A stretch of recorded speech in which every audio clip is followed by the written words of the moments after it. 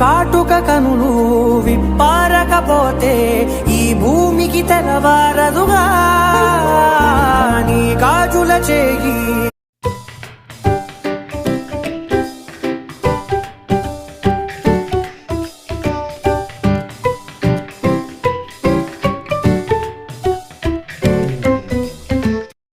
Hello అండి, అందరికీ welcome back to my channel. ఎలా ఉన్నారు? నేనైతే చాలా బాగున్నాను.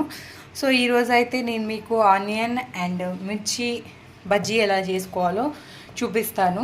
సో దానికోసం అయితే ఫస్ట్ మిర్చీస్ని సగం నుంచి కట్ చేసుకొని లోపల ఉన్న గింజలన్నీ తీసుకోవాలి. ఆనియన్స్ని అయితే సన్నగా కట్ చేసుకొని చిన్న చిన్న పీసెస్ లాగా మెల్ట్ చేసుకోవాలి. అండ్ నెక్స్ట్ వచ్చేసి శనగపిండి మనకి ఎంత క్వాంటిటీ పడుతుందో చూసి మనం దీన్ని చిక్కగా మిక్స్ చేసి పెట్టుకోవాలి. తర్వాత ఈ చింతపండు, ఎందుకంటే మనకి మిర్చి చాలా ఏమంటారు మంటగా ఉంటుంది కదా, సో ఈ చింతపండు రసాన్ని కొంచెం గుజ్జుని మిర్చిలో యాడ్ చేసుకొని నేను మీకు తర్వాత చూపిస్తాను. ఇది మిర్చిలో యాడ్ చేయడానికి మాత్రమే. సో వీడియో కోసం అయితే లాస్ట్ వరకు చూడండి. Do like, share and subscribe. ఇప్పుడైతే స్టవ్ ఆన్ చేసి ఒక వెడల్పాటి ఇలాంటి గిన్నె తీసుకొని ఆయిల్ అయితే వేసుకోండి. నాకైతే ఇక్కడ ఆయిల్ వేస్తున్నప్పుడు ఆయిల్ అయిపోయింది, నేను మళ్ళీ తీసుకున్నాను. సో ఈ ఆయిల్ హీట్ అయ్యేంత వరకు మనం చింతపండు గుజ్జు తీసుకుందాం.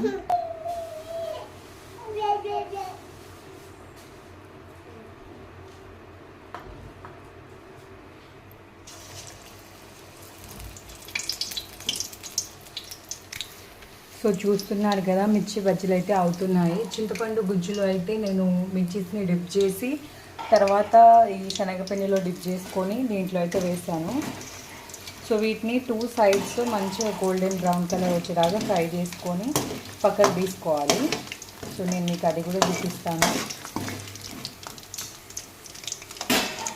సో ఈ మిర్చీస్ బ్రౌన్ కలర్ వచ్చేదాకా మనమైతే ఆనియన్స్ని శనగపిండిలో కలుపుకుందాం. సో చూస్తున్నారు కదా, ఇక్కడ మిర్చి బజ్జీస్ అయితే అయిపోయాయి. ఇప్పుడైతే ఆనియన్స్ వేసుకుందాం. ఆనియన్ పొడిస్ అయితే వేసుకుందాం. సో నాకు కొంచెం ఇక్కడ డిస్టర్బెన్స్ ఉంది, మీరేం ఫీల్ అవ్వద్దు. సో ఇలాగైతే అన్నిటిని వేసుకోండి, మళ్ళీ చూపిస్తాను. సో ఇప్పుడైతే ఇలా వేసుకున్నారు కదా, నెక్స్ట్ ఉన్న దాన్ని కూడా ఇలాగే వేసుకోండి. మీకు ఫైనల్గా ఎలా వచ్చిందనేది చూపిస్తాను. గాయస్ చూస్తున్నారు కదా, ఆనియన్ అండ్ మిర్చి బజ్జీ అయితే అయిపోయింది. వేడి వేడిగా ఉన్నాయి. సో మీకు నచ్చితే దీని మీద నిమ్మరసం అయితే పిండుకుంటే సూపర్ ఉంటుంది. సో నాకైతే ఇష్టము.